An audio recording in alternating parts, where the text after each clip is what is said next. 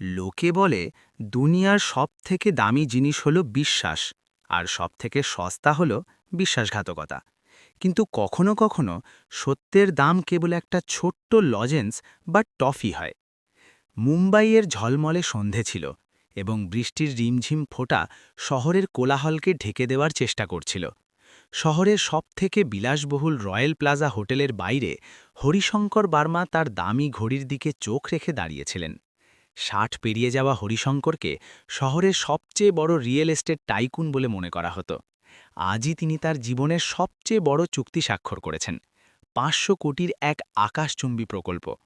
কিন্তু অদ্ভুত বিষয় ছিল, এত বড় সাফল্যের পরেও তার মুখে আনন্দের বদলে এক অদ্ভুত ক্লান্তি আর চিন্তা ছিল। তার আশেপাশে সবসময় জি হুজুর করা মানুষের ভিড় থাকত, কিন্তু আজ এই বৃষ্টিতে তিনি নিজেকে একদম একা অনুভব করছিলেন। হরিশঙ্কর তার লিমোজিনের জন্য অপেক্ষা করছিলেন। তার ড্রাইভার, যাকে তিনি গত ২০ বছর ধরে নিজের ছেলের মতো মনে করতেন, গাড়ি আনতে গিয়েছিলেন। তখনই তার নজর একটি খুঁটির পিছনে লুকিয়ে থাকা একটি ছোট্ট মেয়ের ওপর পড়ল। তার জামা কাপড় ছেঁড়া, চুল উস্কো খুস্কো ছিল এবং চেহারায় বহুদিনের ক্ষুধা স্পষ্টভাবে দেখা যাচ্ছিল। তার বয়স হয়তো ৭ বা ৮ হবে। মেয়েটির চোখে এক অদ্ভুত দ্যুতি ছিল, যা ভয় আর আশার মধ্যে দুলছিল। হরিশঙ্কর চোখ ফিরিয়ে নিলেন। তার মনে হলো সে হয়তো ভিক্ষা চাইতে আসবে। তিনি নিজের পকেট হাতড়াতে লাগলেন, যাতে তাকে কিছু কয়েন দিয়ে সেখান থেকে সরিয়ে দিতে পারেন। মেয়েটি ধীরে ধীরে ভয় পেয়ে তার কাছে এলো। তার খালি পা ভেজা রাস্তায় ছাপ ছাপ করে আওয়াজ করছিল। সাহেব, একটি খুব ক্ষীণ এবং কাঁপানো আওয়াজ এলো। হরিশঙ্কর তার দিকে না তাকিয়েই নিজের পকেট থেকে ১০ টাকার একটি নোট বার করে তার দিকে বাড়িয়ে দিলেন। নিয়ে নাও আর যাও এখান থেকে, আমাকে বিরক্ত করো না। তার আওয়াজে ধ্বনির রূঢ়তা আর সারাদিনের ক্লান্তি স্পষ্ট ঝরে পড়ছিল। কিন্তু মেয়েটি নোটটি নিল না। বিস্মিত হয়ে হরিশঙ্কর নিচে তাকালেন। মেয়েটি নোটটি নয়, বরং কাছেই দাঁড়িয়ে থাকা একটা ঠেলা গাড়িতে রাখা রঙিন ললিপপগুলোর দিকে দেখছিল। সাহেব, আমার টাকা চাই না। মেয়েটি তার বড় বড় নিষ্পাপ চোখ দিয়ে তার দিকে তাকালো। শুধু ওই কমলা রঙের লজেন্সটা কিনে দাও, আমার খুব খিদে পেয়েছে আর মিষ্টি খেতে ইচ্ছে করছে। হরিশঙ্কর হেসে উঠলেন, কিন্তু সেই হাসি ছিল ব্যঙ্গ ভরা। ৫০০ কোটির মালিক একজন ভিখারিকে লজেন্স কিনে দেবে? যাও এখান থেকে। মেয়েটি হার মানল না। সে আরও এক পা এগিয়ে এলো এবং হরিশঙ্করের দামি কোটটি তার ময়লা হাতে আলতো করে টানল। সাহেব, আপনি যদি আমাকে ওই একটা লজেন্স কিনে দেন, তবে আমি আপনাকে এমন একটা গোপন কথা বলবো যা আপনার জীবন বাঁচাতে পারে। হরিশঙ্কর চমকে গেলেন। রাস্তার এক বস্তিতে থাকা আবর্জনা কুড়ানো মেয়ে তার জীবন বাঁচানোর কথা বলছে। এটা ঠাট্টার মতো লাগল, কিন্তু মেয়েটির চোখে এমন এক গভীরতা ছিল যা হরিশঙ্করের গায়ে কাঁটা দিয়ে দিল। যে নীরবতা তার হৃদয়ে ছিল, তা হঠাৎ আরও গভীর হয়ে গেল। কৌতূহলবশত বা হয়তো সেই মেয়েটির জেদের কাছে নতি স্বীকার করে হরিশঙ্কর পাশের বিক্রেতাকে ইশারা করলেন এবং তিনি ১ টাকার সেই কমলা লজেন্সটি কিনে মেয়েটির হাতে রেখে দিলেন। এই নাও, হরিশঙ্কর বললেন। এবার বলো, কি তোমার সেই রহস্যের কথা? তার মনে হয়েছিল সে হয়তো কোনো ছেলে মানুষই কথা বলবে। মেয়েটি তাড়াতাড়ি লজেন্সের মোড়ক খুলল এবং মুখে পুরে নিল। তার মুখে এক শান্তির ভাব ছড়িয়ে পড়ল, যেন সে দুনিয়ার সব ধন সম্পদ পেয়ে গেছে। তারপর সে হরিশঙ্করকে নিচু হতে ইশারা করল। হরিশঙ্কর, যিনি তার অহংকারের জন্য পরিচিত ছিলেন, নোংরা রাস্তায় হাঁটু গেড়ে বসলেন। মেয়েটি তার কানের কাছে এসে ফিসফিস করে বলল, ওই যে লোকটা এখন আপনার গাড়ি নিয়ে আসছে না, সে ফোনে কোনো এক সাহেবকে বলল যে আজ রাতের বৃষ্টিতে ব্রেক ফেল করার অভিনয় খুব আসল মনে হবে, কাজ শেষ হয়ে যাবে। এই কথা শুনে হরিশঙ্করের পায়ের তলা মাটি সরে গেল। তার ড্রাইভার সোমেশ, যাকে তিনি নিজের পরিবারের অংশ মনে করতেন, এটা কি সত্যি হতে পারে? এর আগে যে তিনি সেই মেয়েটির কাছে আরও কিছু জানতে চাইবেন, সামনে থেকে তার কালো চকচকে গাড়ি এসে দাঁড়াল। ড্রাইভার সোমেশ কাঁচ নামিয়ে মুচকি হেসে বলল, মালিক বসুন, দেরি হয়ে গেল, খুব ট্রাফিক ছিল।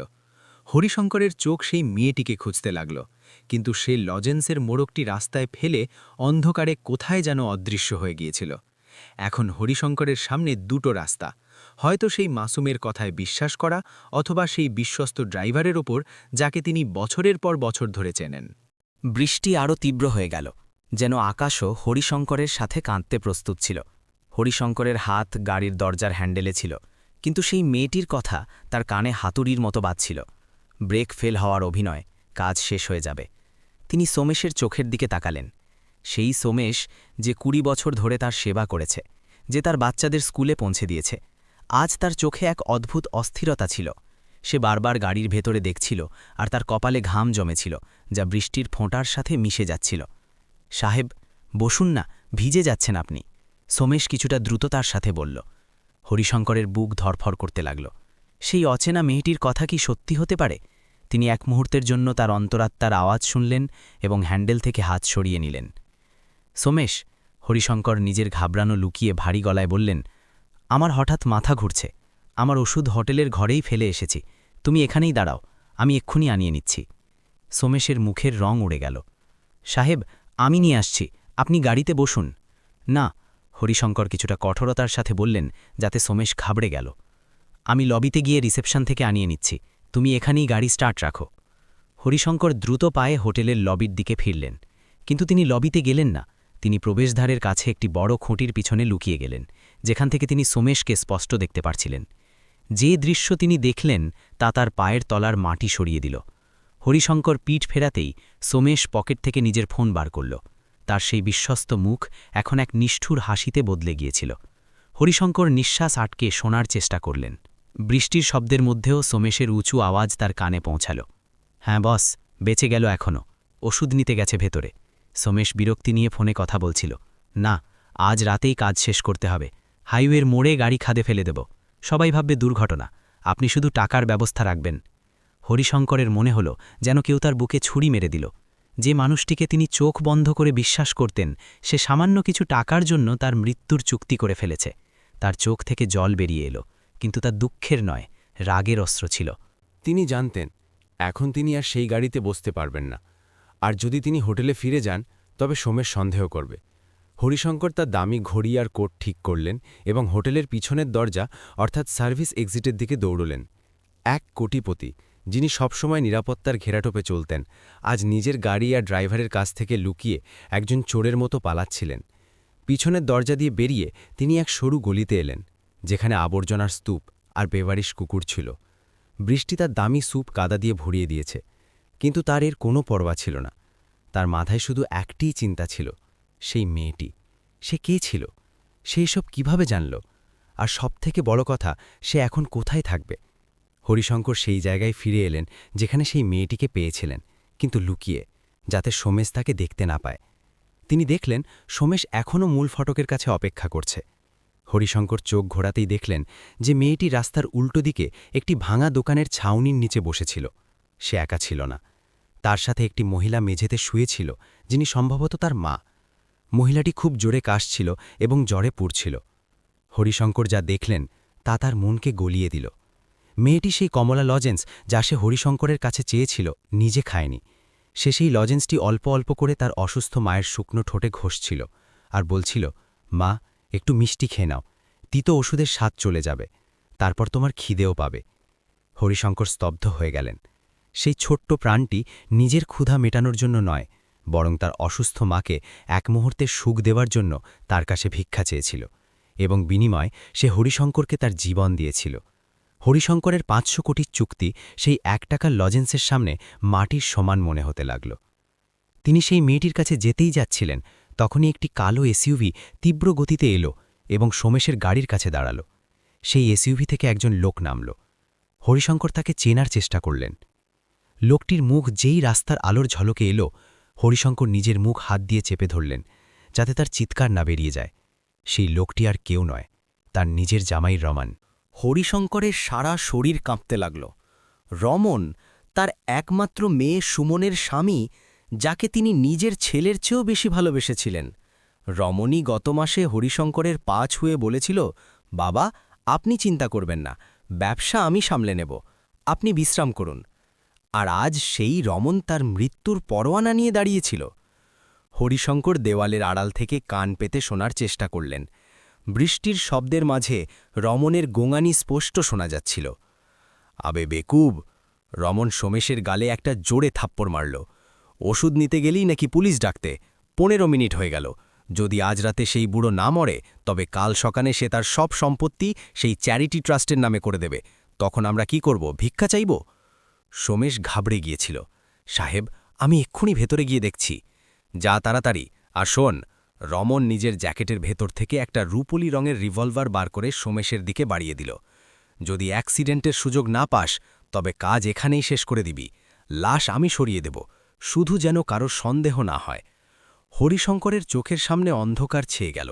এ কেবল লোভ ছিল না, এ ছিল সম্পূর্ণ ষড়যন্ত্র। তার মনে পড়ল কিভাবে রমন গত কয়েকদিন ধরে তার কাছে বারবার উইল নিয়ে জানতে চাইছিল। আজ সব কুড়িগুলো জোড়া লাগল। সোমেশ হোটেলের লবির দিকে দৌড়াল। রমন নিজের গাড়ির কাছে দাঁড়িয়ে সিগারেট খেতে লাগল। তার চোখ শিকার খুঁজতে থাকা বাজ পাখির মতো চারদিকে ঘুরছিল। হরিশঙ্কর জানতেন যে হোটেলের ভেতরে যাওয়া এখন মৃত্যুর মুখে যাওয়ার মতো, আর বাইরে রমন দাঁড়িয়ে আছে। তার কাছে না ফোন ছিল, না মানিব্যাগ, যা হয়তো গাড়িতেই পড়েছিল, আর না কোনো নিরাপত্তা। তখনই তার নজর আবার সেই ভাঙা দোকানের ছাউনির দিকে গেল, যেখানে সেই মেয়েটি আর তার মা বসেছিল। হরিশঙ্কর অনুভব করলেন যে এই গোটা শহরে যেখানে সবাই মুখোশ পড়েছিল, শুধু সেটাই ছিল সেই একটি জায়গা যা খাঁটি ছিল। হরিশঙ্কর নিচু হয়ে কাঁদা আর জল এড়িয়ে ছায়াতে হামাগুড়ি দিতে দিতে সেই ছাউনির দিকে এগোতে লাগলেন। তার বুক এত জোরে ধরফর করছিল যে তার মনে হলো রমন হয়তো শুনতে পেয়ে যাবে। তিনি সেই মেয়েটির কাছে পৌঁছতেই মেয়েটি চমকে ওপরের দিকে তাকাল। হরিশঙ্করের অবস্থা এখন সেই ভিখারির থেকেও খারাপ ছিল, যাকে তিনি কিছুক্ষণ আগে তাড়িয়ে দিচ্ছিলেন। তার জামাকাপড় ভেজা, মুখে কাঁদা আর ঘামের মিশ্রণ ছিল, এবং চোখে মৃত্যুর ভয়। সাহেব, মেয়েটি ধীরে বলল, কিন্তু তার আওয়াজে চেনার ছাপ ছিল। আপনি আপনি এখনও যাননি? হরিশঙ্কর হাঁটু গেড়ে বসলেন। তার হাঁপানি উঠে গিয়েছিল। তিনি কাঁপতে কাঁপতে মেয়েটির দুটো হাত ধরে নিলেন। একজন কোটিপতি, যার এক ইশারায় বাজার কেঁপে উঠত, আজ এক অসহায় মেয়ের সামনে অনুনয় করছিল। ব্যাটা, হরিশঙ্করের গলা রুদ্ধ হয়ে গেল। আমাকে আমাকে লুকিয়ে ফেলো, ওরা ওরা আমাকে মেরে ফেলবে। মেয়েটি এক মুহূর্তের জন্য হরিশঙ্করের চোখের দিকে তাকাল। তাকে কোনো প্রশ্ন করতে হল না। রাস্তায় থাকা লোকেরা বিপদের গন্ধ খুব তাড়াতাড়ি চিনতে পারে। সে সঙ্গে সঙ্গে তার অসুস্থ মায়ের উপর রাখা একটি পুরনো, দুর্গন্ধযুক্ত এবং ছেঁড়া কম্বল তুলল। তাড়াতাড়ি এর নিচে ঢুকে যান, মেয়েটি ফিসফিস করে বলল। নিঃশ্বাস আটকে শুয়ে থাকবেন, নড়বেন না। হরিশঙ্কর এক মুহূর্তের জন্য দ্বিধা করলেন। সেই কম্বল না জানি কতটা নোংরা ছিল, তা থেকে পচা গন্ধ আসছিল, কিন্তু জীবনের গন্ধ সেই দুর্গন্ধের চেয়ে অনেক বেশি মূল্যবান ছিল। তিনি কিছু না ভেবে সেই নোংরা কম্বলের নিচে আবর্জনার স্তূপ আর সেই অসুস্থ মহিলার পায়ের কাছে গুটিয়ে শুয়ে পড়লেন। ঠিক তখনই ভারী বুটের আওয়াজ শোনা গেল। ছাপ ছাপ ছাপ। কেউ তাদের দিকেই আসছিল। এ চক্রি! এটা রমনের আওয়াজ ছিল, কর্কশ আর ভয়ঙ্কর। এখানে কোনো খারাপ লোককে দেখেছিস নাকি? স্যুট পরা ছিল। কম্বলের নিচে হরিশঙ্করের নিঃশ্বাস আটকে গেল। তার বুক এত জোরে ধরফর করছিল যে তার মনে হলো তা ফেটে যাবে। তার মাথার ঠিক ওপরে রমনের বুটের আওয়াজ। যদি মেয়েটি সামান্যও ইশারা করে দেয় বা ভয় পেয়ে যায়, তবে খেলা শেষ। কম্বলের নিচে অন্ধকার ছিল এবং এক অদ্ভুত ভাবসা গরম ছিল, কিন্তু হরিশঙ্করের জন্য সেটাই ছিল দুনিয়ার সবথেকে সুরক্ষিত জায়গা। বাইরে রমনের জুতোর আওয়াজ ঠিক তার মাথার কাছে এসে থেমে গিয়েছিল। হরিশঙ্কর নিজের নিঃশ্বাস আটকে শুয়েছিলেন। তার ভয় হচ্ছিল পাছে তার বুকের দ্রুত ধরফড়ানি রমন শুনতে না পায়।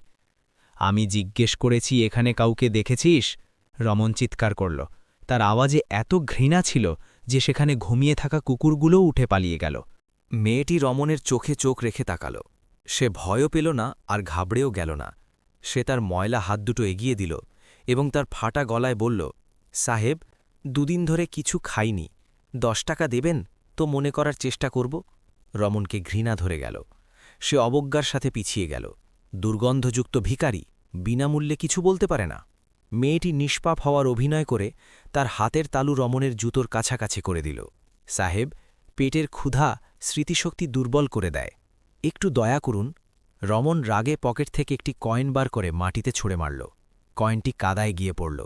এই নে, এবার বল সেই বুড়োটা কোথায় গেল? মেয়েটি কয়েনটি দ্রুত তুলে নিল, সেটাকে চুমু খেল এবং তারপর অন্ধকার গলির অন্যদিকে ইশারা করে দিল। ওখানে, ওই আবর্জনার স্তূপের পাশ দিয়ে একজন লোক পালাচ্ছিল। হ্যাঁ, খুব জোরে, হয়তো ওদিকে স্টেশনের দিকে গেছে। রমন সেই দিকে দেখল, তারপর সোমেশকে ফোন করতে করতে দ্রুত ওদিকে দৌড়ে গেল। সোমেশ, সে স্টেশনের দিকে গেছে, গাড়ি ওদিকে নিয়ে যা, আজ বাঁচতে দেওয়া চলবে না। রমন এবং সোমেশের গাড়ির আওয়াজ দূরে মিলিয়ে যেতেই হরিশঙ্কর স্বস্তির নিঃশ্বাস ফেললেন। তিনি কাঁপতে কাঁপতে সেই নোংরা কম্বলের ভেতর থেকে বেরিয়ে এলেন। তার দামি ইতালিয়ান স্যুট এখন আবর্জনা আর কাদার মধ্যে মাখামাখি, কিন্তু তার জীবন বাঁচার এত আনন্দ ছিল যে তিনি এই নোংরামি অনুভবই করলেন না। তিনি সেই মেয়েটির দিকে তাকালেন যে এখন সেই ছুঁড়ে দেওয়া কয়েনটিকে তার ফ্রকের আঁচল দিয়ে পরিষ্কার করছিল। হরিশঙ্করের চোখে জল এলো। ব্যাটা, তুমি জানো সে কে ছিল? যদি সে জানতে পারত যে আমি মিথ্যে বলেছি, তবে সে আমাকে মেরে ফেলত। মেয়েটি কথা থামিয়ে বলল, সাহেব, রাস্তায় আমরা রোজ মরি, কখনো খিদে, কখনো ঠান্ডায়, কখনো ধনী গাড়ির ধাক্কায়। মৃত্যুতে আমাদের ভয় লাগে না। হরিশঙ্কর স্তব্ধ হয়ে গেলেন। এত কম বয়সে এত বড় কথা! তাছাড়া মেয়েটি তার অসুস্থ মায়ের কপালে ভেজা কাপড় চেপে রাখতে রাখতে বলল, ওই লোকটা আপনাকে দেখতে পায়নি, কারণ সে নিচে তাকায়নি। আপনার মতো বড় লোকেরা আমাদের গরিবদের মানুষ নয়, কেবল আবর্জনা মনে করে। তার মনে হল এখানে আবর্জনার স্তূপ পড়ে আছে। আপনার জীবন এই আবর্জনাই বাঁচিয়েছে। হরিশঙ্করের মাথা লজ্জায় ঝুঁকে গেল। এটাই সেই সত্য ছিল যাকে তিনি আজ অবধি অস্বীকার করে এসেছেন। আজ সেই আবর্জনায় তাকে আশ্রয় দিল, যখন তার নিজের রক্ত তাকে মারার ষড়যন্ত্র করেছিল। আমার নাম হরিশঙ্কর, তিনি ধীরে ধীরে বললেন, যেন নিজের পরিচয় আবার খুঁজে নিচ্ছেন। তোমার নাম কি গুড়িয়া? কজরি, মেয়েটি উত্তর দিল। হরিশঙ্কর নিজের পকেট হাতড়ালেন, কিন্তু তা খালি ছিল। তিনি অসহায় অনুভব করছিলেন। কজরি, আমার তোমার সাহায্য দরকার। আমি নিজের বাড়ি যেতে পারি না, সেখানে মৃত্যু আমার জন্য অপেক্ষা করছে। আমার কাছে এখন টাকা নেই, কিন্তু আমি প্রতিশ্রুতি দিচ্ছি। ঠিক তখনই কজরির মা জোরে কাশতে শুরু করলেন এবং তার মুখ থেকে হালকা রক্ত বেরিয়ে এলো। কজরি ঘাবড়ে গেল। মা, মা, চোখ খুলো। হরিশঙ্কর সঙ্গে সঙ্গে সেই মহিলার নাড়ি ধরলেন। তার শরীর আগুনের মতো জ্বলছিল। একে এখনই ডাক্তারের কাছে নিয়ে যেতে হবে, হরিশঙ্কর বললেন। আমার কাছে ডাক্তারের টাকা নেই সাহেব, কজরি কেঁদে ফেলল। সরকারি হাসপাতালও বিনা স্লিপে ওষুধ দেয় না, আর ওই লজেন্স কাজ করছে না। হরিশঙ্কর এক মুহূর্ত ভাবলেন। তার কাছে দৌলত ছিল, কিন্তু ব্যাংকে। এখন তিনি একজন নিরস্ত্র বৃদ্ধ ছিলেন। কিন্তু তখনই তার নজর নিজের কবজির দিকে পড়ল। কাদায় সানা হলেও তার রোলেক্স ঘড়ি এখনও চকচক করছিল। 50 লাখের ঘড়ি। হরিশঙ্কর কবজি থেকে ঘড়িটি খুললেন। কজরি, এই শহরে এমন একটা জায়গা আছে যেখানে ডাক্তার টাকা নয়, মনুষ্যত্ব দেখেন। আর যদি টাকা চানো, তবে এই ঘড়ি পুরো হাসপাতাল কিনে নিতে পারে। চলো, তোমার মাকে বাঁচাই। হরিশঙ্কর সেই অসুস্থ মহিলাকে নিজের পিঠে চাপানোর চেষ্টা করলেন। যে মানুষ নিজে জলের গ্লাসও উঠাত না, আজ এক অচেনা অসুস্থ মহিলার বোঝা বহন করতে যাচ্ছিল। সাহেব, আপনার কাপড় খারাপ হয়ে যাবে, কজরি ইতস্তত করে বলল। এই কাপড় এখন আমার কোনো কাজে লাগবে না বেটা। হরিশঙ্কর মহিলাকে নিজের পিঠে চাপালেন। তার হাড়ে ব্যথা হল, কিন্তু মন স্থির ছিল। রাস্তা দেখাও কজরি। অন্ধকার রাতে এক কোটিপতি এবং এক রাস্তার মেয়ে এক অসুস্থ মহিলাকে বাঁচানোর জন্য শহরের নির্জন গলিগুলোতে বেরিয়ে পড়লেন। কিন্তু তারা জানতেন না যে রমন এত সহজে হাল ছাড়ার পাত্র ছিল না। সে শীঘ্রই জানতে পারবে যে স্টেশনে কেউ যায়নি। হরিশঙ্করের জন্য সেই সফর তার জীবনের সবথেকে দীর্ঘ আর কঠিন সফর ছিল। 500 কোটির সাম্রাজ্য গড়া মানুষ, যিনি কখনও নিজের এয়ার কন্ডিশন গাড়ি থেকে বাইরে পা রাখতেন না, আজ কাদা আর নোংরামি ভরা গলিগুলোতে এক অচেনা অসুস্থ মহিলাকে নিজের পিঠে চাপিয়ে হেঁটে যাচ্ছিলেন। তার কোমর ভেঙে যাচ্ছিল, পা কাঁপছিল, আর ফুসফুস যেন ফেটে যেতে প্রস্তুত ছিল। কিন্তু অদ্ভুত বিষয় ছিল, তার মনে এক অদ্ভুত শান্তি ছিল। আজ তিনি কেবল নিজের ভার বহন করছিলেন না, বরং অন্য কারো জীবনের দায়িত্ব তার কাঁধে ছিল। গলিগুলো সরু আর অন্ধকার ছিল, চারদিক থেকে নর্দমার দুর্গন্ধ আসছিল। কজরি আগে আগে দৌড়াচ্ছিল, মাঝে মধ্যে পিছনে ফিরে দেখছিল যে সাহেব আসছেন কিনা। বাস, এসে গেছি সাহেব। কজরি একটি ছোট নীল দরজার দিকে ইশারা করল, যার ওপর একটি ধোঁয়াশা বোর্ড লাগানো ছিল, জীবন ক্লিনিক। হরিশঙ্কর নিজের শেষ শক্তি জুটিয়ে দরজায় ধাক্কা দিলেন। ভেতরে অন্ধকার ছিল। তিনি আবার জোরে আওয়াজ করলেন, ডাক্তার সাহেব, দরজা খুলুন, এমার্জেন্সি। কিছুক্ষণ পর একটি জানালা খুলল এবং একজন বৃদ্ধ ডাক্তার উঁকি মারলেন। তিনি হরিশঙ্করের নোংরা কাপড় আর পিঠে থাকা মহিলাকে দেখলেন। সরকারি হাসপাতালে যাও, এখানে বিনামূল্যে কিছু হয় না, ডাক্তার রূঢ়ভাবে বললেন এবং জানালা বন্ধ করতে লাগলেন। ডাক্তার, হরিশঙ্কর চিৎকার করে জানালার পাল্লা ধরে ফেললেন। টাকা চাই না তোমার, মুখ চাওয়া দাম দেব। ডাক্তার হেসে বললেন, তোমার অবস্থা দেখে মনে হচ্ছে তোমার নিজের চায়ের টাকাও নেই, যাও এখান থেকে। হরিশঙ্কর জোরে মহিলাকে একটি বেঞ্চে শুইয়ে দিলেন এবং নিজের কবজি থেকে সেই কাদা সানার হোলেক্স ঘড়িটি খুললেন। তিনি সেটা ডাক্তারের হাতে ছুঁড়ে মারলেন। এই ঘড়িটা 50 লাখ টাকার। হরিশঙ্করের আওয়াজে সেই পুরনো রূঢ়তা ফিরে এসেছিল। পুরো ক্লিনিক বিক্রি করে দিলেও এমন ঘড়ি কিনতে পারবে না। এর চিকিৎসা করো, এক্ষুনি। ডাক্তারের চোখ কপালে উঠে গেল। তিনি ঘড়িটিকে আলোতে দেখলেন। আসল হিরে, আসল সোনা। তিনি কেঁপে গেলেন। তার বুঝতে অসুবিধা হলো যে এই ভিখারির মতো দেখতে লোকটি সত্যি বলছে না কোনো পাগল চোর। কিন্তু হরিশঙ্করের চোখে যে আগুন ছিল তা ডাক্তারকে প্রশ্ন করতে বাধা গেল। ভেতরে নিয়ে এসো তাড়াতাড়ি। ডাক্তার দরজা খুলে দিলেন। পরের 1 ঘণ্টা হরিশঙ্কর আর কজরি ক্লিনিকের বাইরে বেঞ্চে বসে রইলেন। ভেতর থেকে মেশিন আর অক্সিজেন সিলিন্ডারের আওয়াজ আসছিল। কজরি কাঁদছিল। তার ছোট্ট হাতগুলো একে অপরের সাথে জড়ানো ছিল। হরিশঙ্কর ধীরে করে নিজের হাত তার মাথায় রাখলেন। কেঁদো না গুড়িয়া, তোমার মা ঠিক হয়ে যাবেন। কজরি তার ভেজা চোখ দিয়ে হরিশঙ্করকে দেখল। সাহেব, আপনি আপনার এত দামি ঘড়ি দিয়ে দিলেন, ওটা তো খুব মূল্যবান ছিল, তাই না? হরিশঙ্কর ক্ষীণ হাসলেন। মূল্যবান? হ্যাঁ, খুব মূল্যবান ছিল। কিন্তু আজ আমি জানতে পারলাম যে সেই ঘড়ির কাঁটা আমাকে শুধু দৌড়াতে শিখিয়েছে, বাঁচতে শেখায়নি। আজ সেই ঘড়ি প্রথমবার সঠিক সময় বলল, কারো জীবন বাঁচানোর সময়। তখনই ডাক্তার বাইরে এলেন, ঘাম মুছতে মুছতে। বিপদ কেটে গেছে। নিউমোনিয়া আর তীব্র জ্বর ছিল। যদি আর 10 মিনিট দেরি হতো তবে হয়তো বাঁচানো যেত না। কজরি আনন্দে লাফিয়ে উঠল এবং ডাক্তারের পা ধরে ফেলল। হরিশঙ্করও স্থস্থির নিঃশ্বাস ফেললেন। তিনি দেওয়ালে মাথা ঠেকিয়ে চোখ বন্ধ করলেন। তার মনে হল এখন সব ঠিক হয়ে যাবে। কিন্তু শহরের অন্য কোণে রেল স্টেশনে দাঁড়িয়ে থাকা রমন রাগে পাগল হয়ে যাচ্ছিলেন। তিনি পুরো স্টেশন খুঁজে দেখেছিলেন, কিন্তু হরিশঙ্করের কোনো নাম নিশানা ছিল না। সোমেশও হাঁপাতে হাঁপাতে ফিরে এলো। বস, কেউ নেই ওখানে, না ওয়েটিং রুমে না প্ল্যাটফর্মে। রমনের রাগে নিজের গাড়ির বনেটে মুষ্ঠাঘাত করলেন। বিশ্বাসঘাতক, ওই ভিখারির বাচ্চা, সে আমাদের মিথ্যা বলেছে। রমনের মাথা দ্রুত কাজ করল। যদি সে স্টেশনে না গিয়ে থাকে তবে সে গেল কোথায়? একজন অসুস্থ মহিলা, একজন বুড়ো মানুষ, তারা বেশি দূরে যেতে পারে না। রমনের চোখে শয়তানি দুতি এলো। চলো ফিরে যাই সেই জায়গায়, সেই বস্তিতে। ওই বুড়ো আর ওই মেয়ে কোথাও না কোথাও লুকিয়ে আছে। আর এইবার সে নিজের রিভলভার চেক করল। এইবার কোনো ভুল হবে না, পুরো বস্তি জ্বালিয়ে দিতে হলেও দেব, কিন্তু হরিশঙ্কর বার্মা আজ সকাল দেখবে না। রমনের গাড়ির চাকা আওয়াজ করতে করতে আবার সেই বস্তির দিকে ফিরে গেল, যেখানে হরিশঙ্কর এখন নিজেকে নিরাপদ ভাবছিলেন। জীবন ক্লিনিকের ভেতরে পুরনো দেওয়াল ঘড়ির টিকটিক ছাড়া আর কোনো আওয়াজ ছিল না। হরিশঙ্কর একটি লোহার চেয়ারে বসেছিলেন। তার দৃষ্টি সামনে বেঞ্চে ঘুমিয়ে থাকা কজরির উপর স্থির ছিল। সেই মেয়েটি যে বিনা কোনো সম্পর্কে, বিনা কোনো লোভে নিজের জীবন ঝুঁকির মধ্যে ফেলে তাকে বাঁচিয়েছিল। হরিশঙ্কর ভাবছিলেন যে তিনি তার পুরো জীবন নেটওয়ার্থ আর সম্পত্তি বাড়াতে ব্যয় করলেন, কিন্তু কখনও কারো মন জিততে পারেননি। আজ যখন মৃত্যু তার মাথার ওপর ঘুরছিল, তখন তার নিজের জামাই ছুরি মারল, আর রাস্তার এই অনাথ মেয়েটি ঢাল হয়ে তাকে বাঁচাল। ডাক্তার, হরিশঙ্কর আস্তে করে বললেন। তার আওয়াজে এক নতুন গাম্ভীর্য ছিল।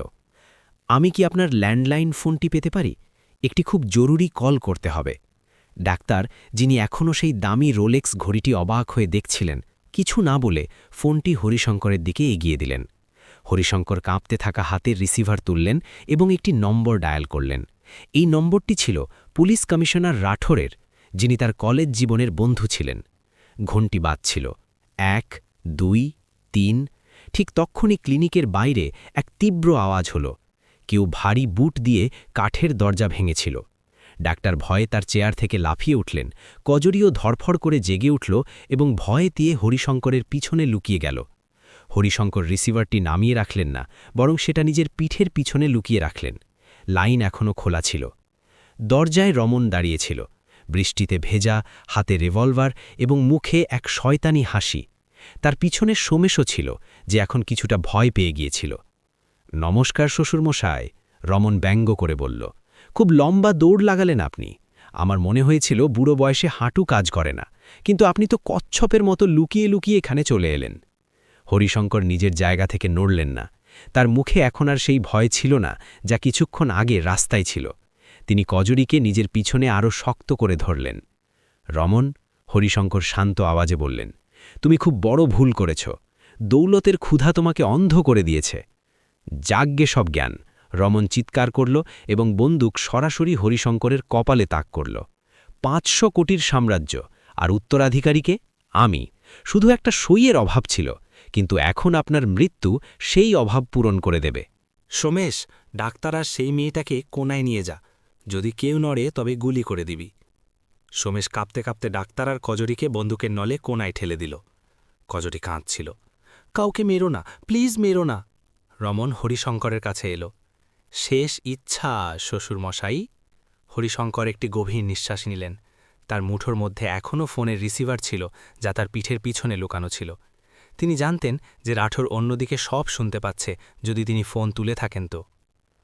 আমার শেষ ইচ্ছা এটাই রমন। হরিশঙ্কর রমনের চোখে চোখ রেখে বললেন যে তুমি একবার পিছনে ঘুরে দেখো, কারণ পাপের ঘোড়া যখন ভরে তখন আওয়াজ হয় না, সর্বনাশ হয়। কি আবল তাবল বকছ? রমন হাসল।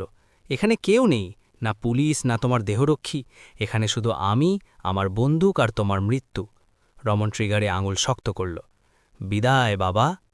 ঠিক তখনই ক্লিনিকের বাইরে সাইরেনের আওয়াজ নয়, বরং একটি ভারী লাউডস্পিকারের আওয়াজ প্রতিধ্বনিত হল।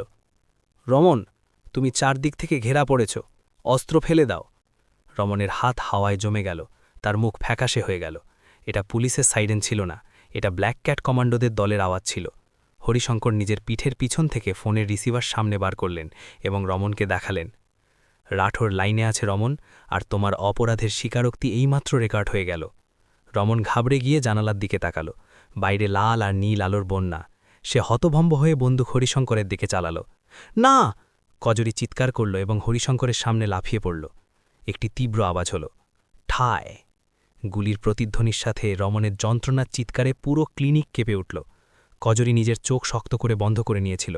তার মনে হয়েছিল মৃত্যু তাকে ছুঁয়ে যাবে, কিন্তু যখন সে চোখ খুলল তখন দেখল যে হরিশঙ্কর অক্ষত আছেন। গুলি হরিশঙ্কর বা কজরিকে নয়, বরং রমনের কবজিতে লেগেছিল। জানালার কাঁচ চিরে বাইরে দাঁড়িয়ে থাকা স্নাইপারের নিশানা নির্ভুল ছিল। রমনের রিভলভার মাটিতে পড়ে গিয়েছিল এবং সে যন্ত্রণায় কাতরাতে কাতরাতে নিজের হাত ধরে হাঁটু গেড়ে বসেছিল। পরের মুহূর্তেই দরজা আর জানালা ভেঙে ব্ল্যাক ক্যাট কমান্ডো এবং পুলিশের দল ভেতরে ঢুকে এলো। সমস্ত ভয়ে আগেই হাত ওপরে তুলে দিয়েছিল। কমিশনের রাঠোর ভেতরে পা রাখলেন এবং রামানকে হাতকড়ি পড়াতে পড়াতে হরিশঙ্করের দিকে তাকালেন। ঠিক সময় সিগন্যাল পেয়ে গেলাম আমার বন্ধু, না হলে আজ সর্বনাশ হয়ে যেত। কিন্তু হরিশঙ্কর রাঠোরের কথার উত্তর দিলেন না। তিনি মেঝেতে বসেছিলেন এবং কজরিকে নিজের বুকে জড়িয়ে ধরেছিলেন। সেই মেয়েটি যে কিছু মুহূর্ত আগে পর্যন্ত অনাথ আর অসহায় ছিল, সে এক কোটিপতির জন্য নিজের জীবন বাজি রেখেছিল। হরিশঙ্করের চোখ থেকে জল ঝরছিল, যা তার নোংরা গালে রেখা তৈরি করছিল। পাগলি মেয়ে, হরিশঙ্কর রুদ্ধ কণ্ঠে বললেন, তোর ভয় করল না? যদি তোর কিছু হয়ে যেত তো? কাজরি তার বড় বড় চোখ দিয়ে তাকে দেখল এবং হাসল। সাহেব, মা বলেন যে আমাদের জীবন বাঁচায় তার জন্য জীবন দেওয়ার চুক্তি নয়, কর্তব্য হয়। আপনি আমার মাকে বাঁচিয়েছেন, তাই আমি আপনাকে কিভাবে মরতে দিই? হরিশঙ্কর বর্মা, যিনি পুরো জীবন লাভ ক্ষতির দাড়িপাল্লায় মেপেছেন, আজ এই ছোট্ট মেয়েটির সামনে নিজেকে নিঃস্ব মনে করছিলেন। সেই রাতে হরিশঙ্কর তার দৌলত ফিরে পেলেন। রামান জিলে গেল, কিন্তু হরিশঙ্করের ভেতরের সেই অহংকারী ব্যবসায়ী চিরতরে মরে গেল। 1 মাস পরে রয়্যাল প্লাজা হোটেলে আবার একটি বড় পার্টি ছিল। শহরের সমস্ত বড় মানুষ, মিডিয়া আর ক্যামেরা উপস্থিত ছিল। কিন্তু আজ হরিশঙ্কর বর্মা কোনো চুক্তি স্বাক্ষর করতে আসেননি। মঞ্চে হরিশঙ্কর একা ছিলেন না, তার এক পাশে সেই ডাক্তার দাঁড়িয়েছিলেন আর অন্য পাশে কাজরি, যে এখন একটি সুন্দর নতুন ফ্রক পরেছিল এবং পরিষ্কার পরিচ্ছন্ন দেখাচ্ছিল। সামনের সারিতে কাজরির মা বসেছিলেন, যিনি এখন সম্পূর্ণ সুস্থ ছিলেন। হরিশঙ্কর মাইক ধরলেন, মহিলা ও ভদ্র মহোদয়গণ, আমি পুরো জীবন টাকা রোজগার করেছি, ইমারত বানিয়েছি, কিন্তু আমাকে ঘরের মানে এক আবর্জনার স্তূপের কাছে পাওয়া সেই মেয়েটি বোঝাল। তিনি নিজের পকেট থেকে একটি জিনিস বার করলেন এবং হাওয়ায় দোলালেন। সেটা কোনো হীরের আংটি ছিল না, বরং সেই কমলা লজেন্সটি ছিল। আজ আমি আমার সমস্ত সম্পত্তির উত্তরাধিকারী আমার মেয়ে সুমনের হাতে নয়, কারণ সে রামানের পাপের সমান অংশীদার ছিল, বরং কজরি চ্যারিটেবল ট্রাস্টকে ঘোষণা করছি। এই ট্রাস্ট কজরির তত্ত্বাবধানে চলবে এবং এই শহরের কোনো শিশুই ক্ষুধা বা ওষুধের অভাবে মরবে না। হল হাততালিতে ফেটে পড়ল। কজরি হাসতে হাসতে হরিশঙ্করের হাত ধরে নিল। হরিশঙ্কর ঝুঁকে কাজরির কানে বললেন, এবার বলো, আর কোনো গোপন কথা আছে তোমার কাছে? কাজরি দুষ্টুমি করে হেসে নিজের পকেট কেটে আরও একটি লজেন্স বার করল এবং হরিশঙ্করের মুখে দিয়ে দিল। হ্যাঁ দাদু, গোপন কথা হলো যে দুনিয়ার সবথেকে মিষ্টি জিনিস টাকা নয়, এই লজেন্সটা।